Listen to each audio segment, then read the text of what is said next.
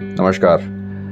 ये सीरीज़ खाने से संबंधित है, लेकिन इसकी शुरुआत आज हम कर रहे हैं सरगासूली से। सरगासूली जयपुर की प्रसिद्ध इमारत है, एक ऐतिहासिक इमारत है जिसका निर्माण 1749 में राजा ईश्वरी सिंह ने करवाया था। ये त्रिपोलिया बाजार में स्थित है। अब आगे बढ़ते हैं।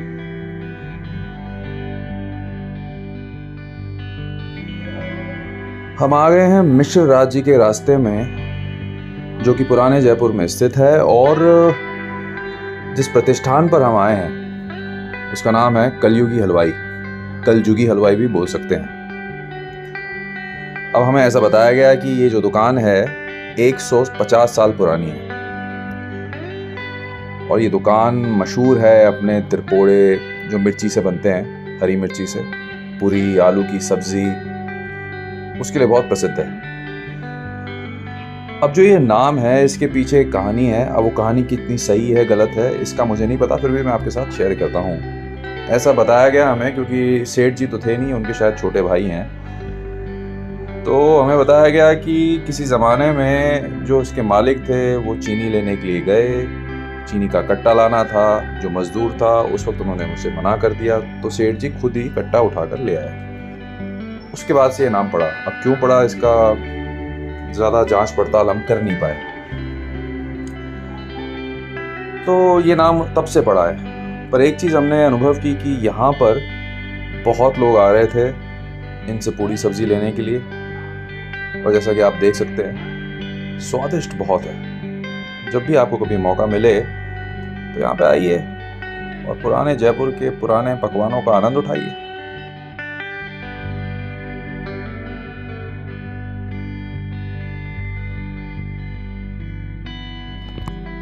जयपुर की छोटी चौपड़ पर स्थित है भगत मिष्ठान भंडार। इस प्रतिष्ठान की स्थापना हुई थी 1957 में, और ये जाना जाता है अपने लड्डुओं के लिए। यहाँ पे बहुत ही स्वादिष्ट लड्डू बनते हैं, जिसमें सबसे ज़्यादा प्रसिद्ध है दूध का लड्डू। तो अगर आप लड्डुओं के शौकीन हैं तो ये जो दुकान है आपके लिए ही है।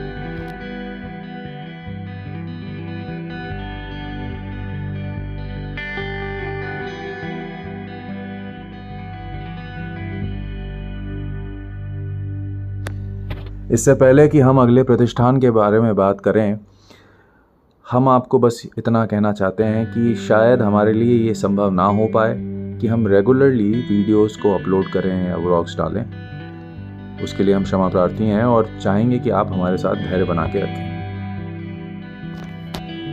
बाबा हरीशचंद्र मार्ग जयपुर में स्थित है संपत नमकीन भंडार। जैसा कि आप इस दुकान को देखकर अंदाज़ा लगा सकते हैं कि एक बहुत पुरानी दुकान है। 1936 में इसकी स्थापना हुई थी, और तब से लेकर अब तक इसका स्वरूप बदला नहीं है। और मुझे तो कभी कभी ऐसा लगता है कि जब दुकानें इस प्रकार इतनी पुरानी दिखाई देती हैं तो लोग ऑटोमेटिकली इनकी तरफ आकर्षित होते हैं। ये आप जो देख रहे हैं, ये झरके भुजिए बन रहे हैं, जो कि बेसन और मसाले से बनते हैं। ये दुकान फेमस है अपने आलू की कचौड़ी के लिए, सेव, मुरमुरे आदि के लिए।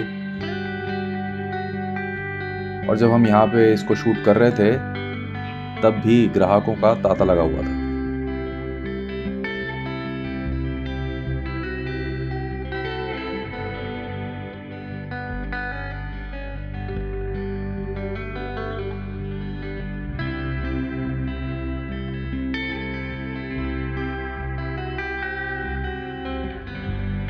जयपुर से थोड़ा बाहर आकर हम आ पहुंचे हैं आमेर की तलहटी में,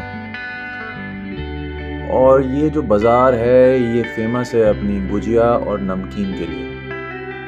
यहाँ पे जो गुजिया मिलती है वो मावे से बनती है, और अलवर का मावा जो कि एक बहुत प्रसिद्ध मिठाई है, टेक्सचर उसका तकरीबन वैसा होता है। और यहाँ पे जो नमकीन बनती है वो भी काफ़ी स्वादिष्ट है। और जो गुजिया की जो हम बात कर रहे हैं वो सिर्फ़ और सिर्फ इसी बाज़ार में मिलती है और कहीं उपलब्ध नहीं है।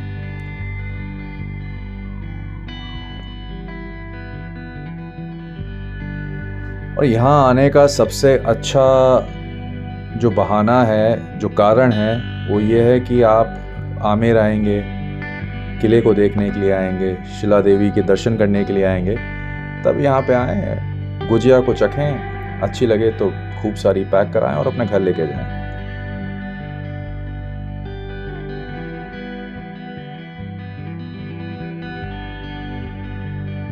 सौंध्या हलवाई, ये दुकान स्थित है लालजी सांड के रास्ते में और कहा जाता है कि बहुत पुरानी दुकान है। कुछ तो कहते हैं कि 1857 में इसकी स्थापना हुई और जब आसपास इंक्वायरी की तो बताया गया कि 100 साल से तो ज़्यादा पुरानी दुकान है। और जैसे मैंने पहले भी कहा कि कुछ दुकानें ऐसी हैं जयपुर में जिनका स्वरूप अभी तक बदला नहीं है, जैसी स्थापना के वक्त थी वैसी अभी भी हैं। तो ये उन कुछ गिनी चुनी दुकानों में से एक है। सौंध्या हलवाई अपनी क्वालिटी, अपने टेस्ट के लिए जाने जाते हैं और यहाँ पे जो सबसे प्रसिद्ध मिठाई है वो है मोहन थाल, जो बनता है बेसन से, घी से, मावे से, मेवे से। जब हम ये वीडियो शूट कर रहे थे तो उस वक्त गणगौर का उत्सव मनाया जा रहा था जयपुर में, तो आप यहाँ पे घेवर भी देख सकते हैं।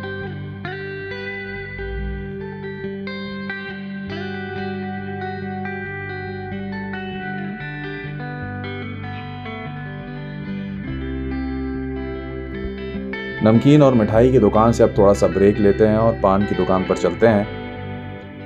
हमें बड़ी चौपड़ पर स्थित मुरली पान भंडार के सामने ये एक स्टॉल है जो कि शाम को 4-5 बजे लगती है, रात के 12 बजे तक चलती है और बताया जाता है कि 70-80 साल से ये काम कर रहे हैं। बड़े फेमस हैं, अच्छा पान बनाते हैं, पान का साइज़ बहुत अच्छा है, 2-3 लोग एक पान को खाकर आनंद ले सकते हैं। हमने भी वही किया और आप देख रहे हैं किस तरह से पान को बनाया जा रहा है। इसमें सारा जो इंग्रेडिएंट्स हैं वो कैसे डाले जाएंगे।